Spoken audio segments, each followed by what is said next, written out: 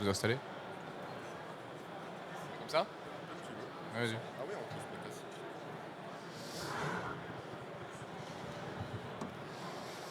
Bonjour à tous.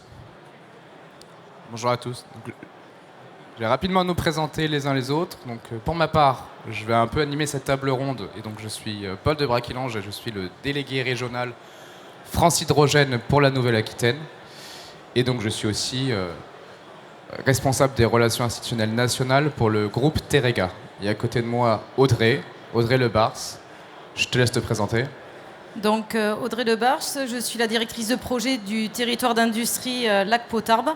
Et donc voilà, je travaille à l'émergence d'un écosystème sur ce beau territoire du quart sud-ouest de la France. Merci. Et pour ma part, Michel Levanquem, je suis le responsable du développement, des transitions et des innovations au Grand Port Maritime de Bordeaux. Alors on a voulu ce matin vous présenter deux écosystèmes émergents en Nouvelle-Aquitaine, dont la structuration commence à être importante. L'idée c'était de vous faire un peu un panorama de ce qu'on pouvait faire dans la région et de la manière dont, en tant qu'acteur de ces différents projets, on pouvait essayer de dimensionner le bassin de la Nouvelle-Aquitaine et moi personnellement en tant que délégué régional, comment on travaillait avec ces écosystèmes pour essayer de les fédérer les uns les autres. Donc, rapidement pour vous présenter la délégation, après on rentrera dans le vif des projets en commençant par celui du port et ensuite par le territoire d'industrie Lac-Potarbe. L'objectif de la délégation, c'est aussi de mettre en marche la stratégie nationale 2030 de la France, donc qui vise quand même 6,5, enfin une installation de 6,5 gigawatts d'électrolyse déployée et l'équivalent d'une réduction des émissions de Paris sur une année. Donc c'est pas rien, c'est un objectif qui est important. Et nous, on essaye de fédérer l'écosystème. France Hydrogène, le faisant en national, on a essayé de se rapprocher des territoires en essayant de créer des délégations. Et celle de Nouvelle-Aquitaine, qui est une région assez grande, essaie de fédérer les différents acteurs. On a la chance d'avoir des acteurs de toute la chaîne de valeur, d'avoir des projets, des écosystèmes qui sont presque naturels, j'ai envie de dire, quand on pense au port, quand on pense au bassin de lac, et essayer de les faire grandir et d'essayer de réunir les différents acteurs entre eux. Alors, il se trouve que la région elle-même a des atouts. Elle se trouve à un endroit assez stratégique. Si on regarde la carte de France, là je vous ai mis la carte du backbone, qui est un travail qui a été fait par les opérateurs de réseau de gaz pour essayer de réfléchir à l'émergence d'une infrastructure de transport d'hydrogène par pipe. Et on voit vraiment que la Nouvelle-Aquitaine se trouve, bon, on le sait tous, à la frontière avec l'Espagne, mais vraiment au point d'interconnexion entre le nord et le sud de l'Europe, où il y a des capacités de production d'un côté et des capacités de consommation très importantes au nord. Comme je disais, cet atout limitrophe avec l'Espagne aussi est une porte d'entrée. On voit qu'il y a, si on prend d'autres aspects que ceux de canalisation gaz, que ce soit les flux routiers ou même les flux d'autres consommations de type électrique, on est sur un carrefour et il se trouve que au nord et au sud, on a deux exemples de la structuration de ce bassin. Enfin, quand je dis le nord et le sud, je parle de la région. Au nord de la région et au sud de la région, on a deux exemples de bassins. Donc, d'écosystèmes qui pourraient donner naissance à un bassin plus structuré. Je vais donner la parole tout de suite à Michel pour qu'il nous explique les intentions du port et les différents projets qui émergent sur cet écosystème en lui-même. Merci Paul. Pour nous, la stratégie hydrogène, c'est plus qu'un changement d'énergie ou autre. Pour nous, l'hydrogène est un élément clé pour la réindustrialisation du territoire et l'utilisation des ressources et des richesses du territoire. Alors, je vais être assez direct dans notre stratégie. On vise ni plus ni moins que le gigawatt à 2030. Donc, d'après les slides montrés par Paul précédemment, on vise finalement 1/7 de la production nationale visée en 2030. Ça passera évidemment par plusieurs étapes. Première étape, certainement à l'échelle d'un démonstrateur. Donc on va essayer de mettre en place un démonstrateur autour d'un stack de 5 MW d'électrolyseurs avec un usage premier autour de la mobilité, et en particulier de la mobilité fluviale, voire même de petits projets d'industrie, R&D ou autre. Donc 5 MW, on est autour de 700 tonnes par an. très vite, 2027 va se voir se déployer des implantations industrielles lourdes, plus lourdes. Donc on est déjà avec 2 cibles, la fabrication de carburants alternatifs pour le transport maritime et la fabrication de carburants alternatifs pour l'aérien. On a déjà sécurisé un projet de 300 MW pour fabriquer de l'ammoniac renouvelable. Donc on va continuer petit à petit ce chemin pour arriver en 2030 au gigawatt. Et puis, 2040, il faut continuer à grandir et exploiter au maximum les ressources naturelles présentes autour du port pour dépasser les 300 kilotonnes par an vers 2040. Et surtout se raccorder à la dorsale hydrogène dont a parlé Paul. Donc rappelez-vous surtout, c'est qu'à chaque fois qu'on produit 1 tonne de H2 vert, on évite 10 tonnes de CO2 qui sont émises par des process classiques. Alors, comment on va y arriver ? Pour faire de l'hydrogène renouvelable, il faut l'électricité. On a plusieurs grands projets d'énergie renouvelable autour du port. On a également de l'énergie décarbonée, notamment avec notre centrale du Blayais. Donc le potentiel énergétique est là. L'eau est également là. On dispose d'un grand réseau d'eau industrielle autour du bec d'Ambès. Et puis enfin, on a une zone industrielle déjà prête à accueillir les matières premières qui pourraient être produites. On accueille déjà du méthanol, on accueille déjà de l'ammoniac, on produit déjà des huiles, on exporte un petit peu tout ça aussi, donc on est prêt. On est prêt à utiliser nos infrastructures. Rappelez-vous aussi, on est situé à la bordure de la plus grande forêt d'Europe, donc une ressource de biomasse extrêmement importante.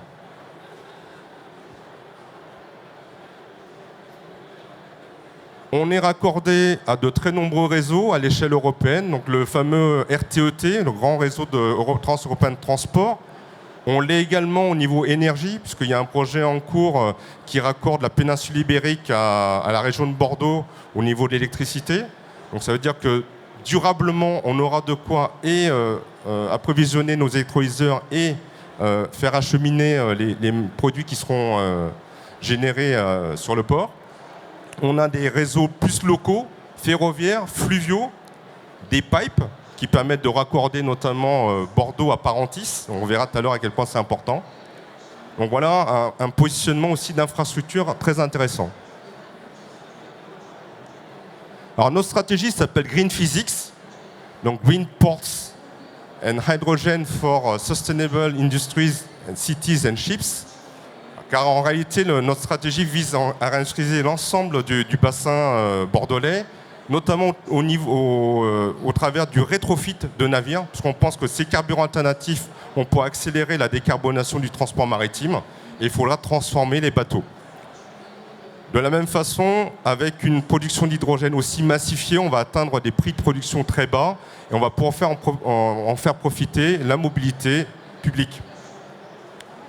Et bien sûr, il faut qu'on réunisse un certain nombre de clés de succès pour y arriver. Donc, faire baisser les prix de l'hydrogène, créer des marchés pour ces molécules décarbonées qui sont en compétition avec leurs équivalents issus du fossile. Faire accepter les projets au niveau des populations. On voit aujourd'hui les difficultés pour les parcs éoliens notamment, ou les parcs solaires. Donc, il y aura les mêmes enjeux sur des projets aussi importants. Et puis, bien sûr, mobiliser les financements. Donc voilà une petite image de ce que pourrait être le bassin hydrogène autour de Bordeaux, avec une connexion au backbone H2, une interconnexion également avec la zone de Parentis, où on a des puits de pétrole encore opérationnels et qui devront s'arrêter en 2040, qui seront des sources d'hydrogène bleu importantes.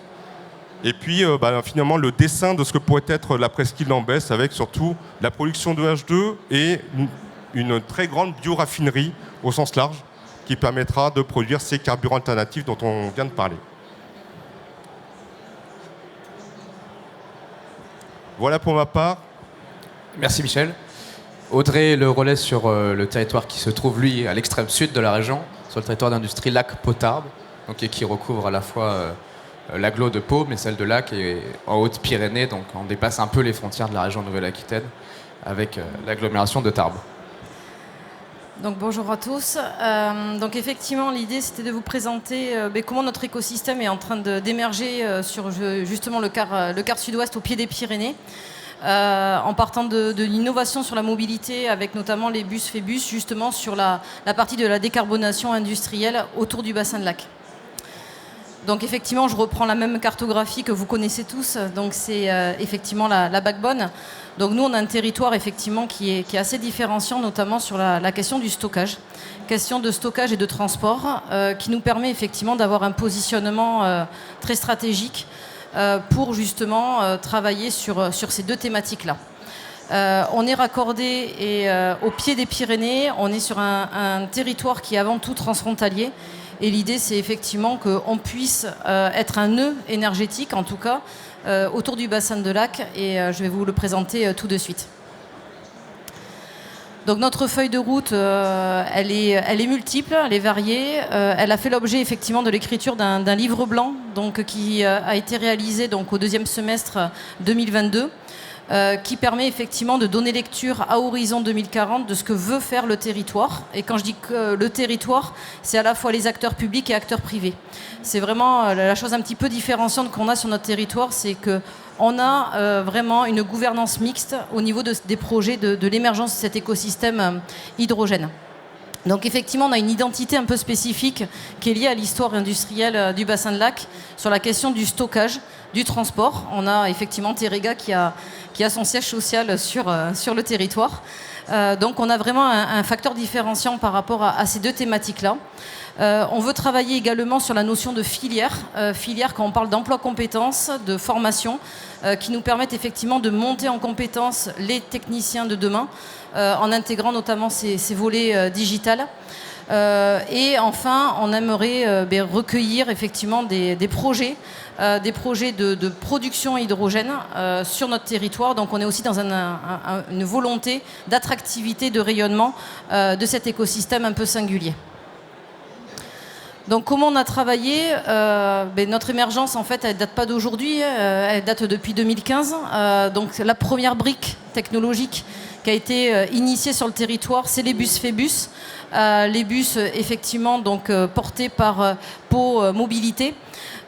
Et qui permet effectivement, on a une station d'avitaillement qui existe sur le territoire avec 8 bus de 18 mètres de long, une innovation mondiale reconnue à de nombreuses reprises qui fonctionne depuis 2019 avec un très bon retour d'expérience, et je pourrais peut-être après en parler si vous avez des questions, un très bon retour d'expérience sur justement la capacité du territoire à répondre sur la mobilité durable.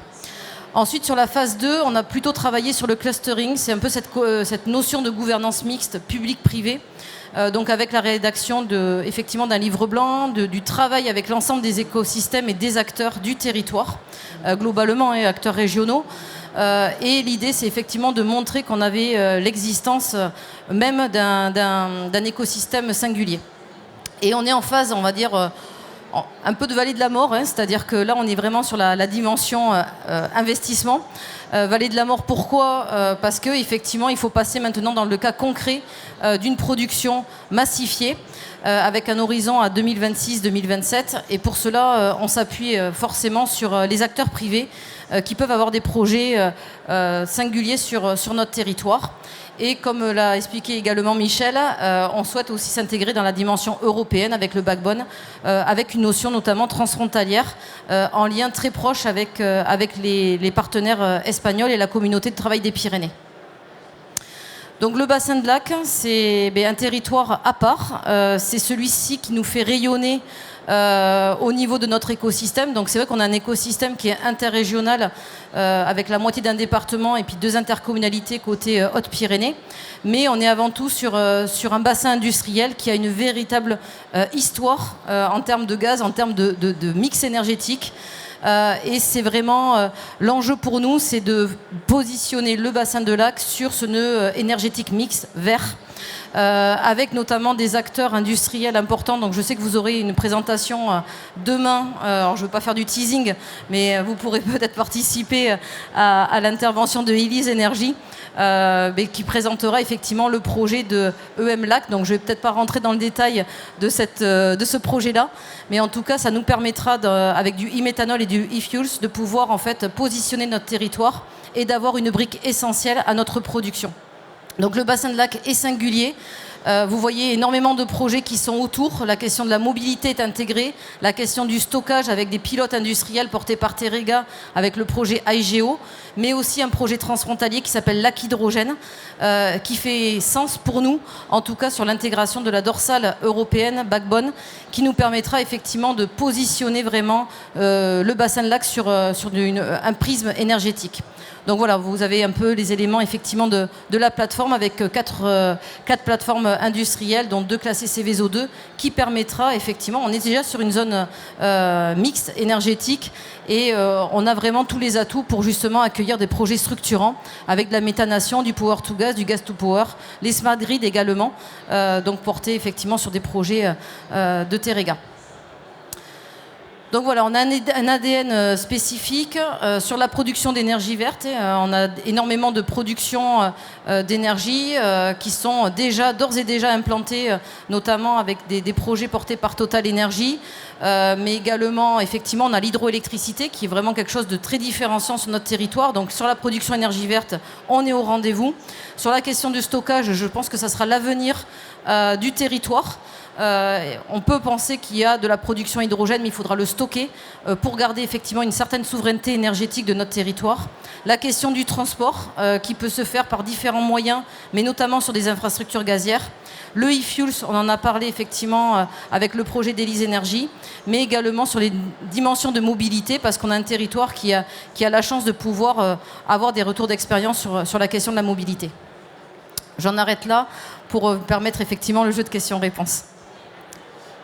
Merci Audrey. Je voulais rapidement conclure aussi sur un autre point, c'était les ambitions plus globales qui sont portées aussi par France Hydrogène.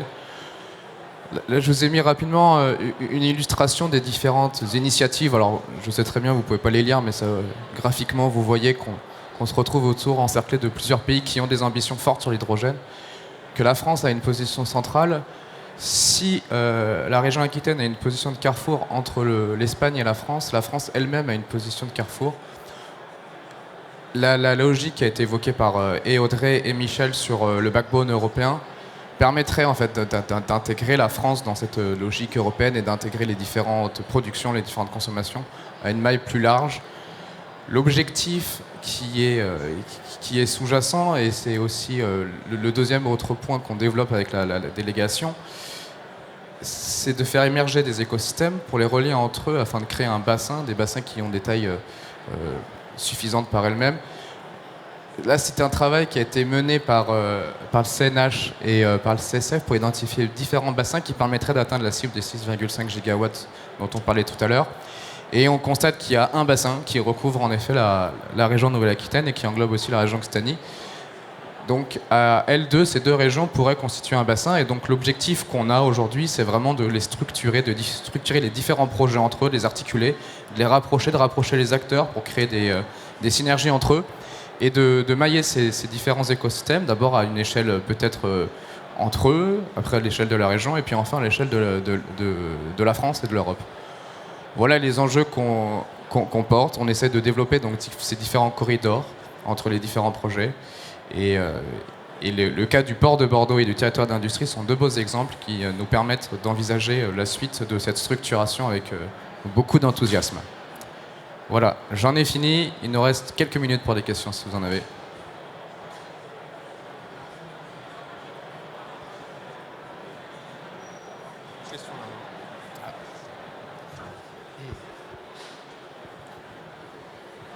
On va se relayer, je pense. Bonjour. J'aurais deux questions sur ce qui a été présenté sur le projet de Bordeaux. La première, c'est 2 € le kilo d'hydrogène. Ça, c'est la cible que vous espérez atteindre, je pense, en 2030, du coup, quand vous aurez tout déployé. Est-ce que vous pensez que c'est vraiment réaliste avec les prévisions des augmentations des coûts de l'électricité jusqu'en 2030 ? On fait le pari. D'ailleurs, le port, aujourd'hui, a lancé plusieurs AMI sur du photovoltaïque.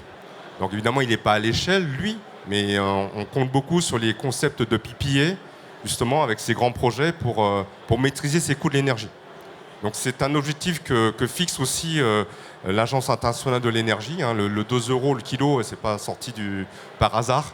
Et donc voilà, c'est un objectif qu'il faut que le territoire collectivement puisse viser et atteindre. Et du coup, deuxième question, un peu dans le même style.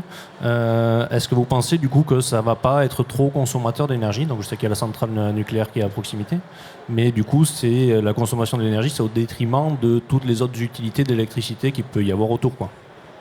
Ouais, c'est une excellente question. Effectivement, il y aura probablement des conflits d'usage.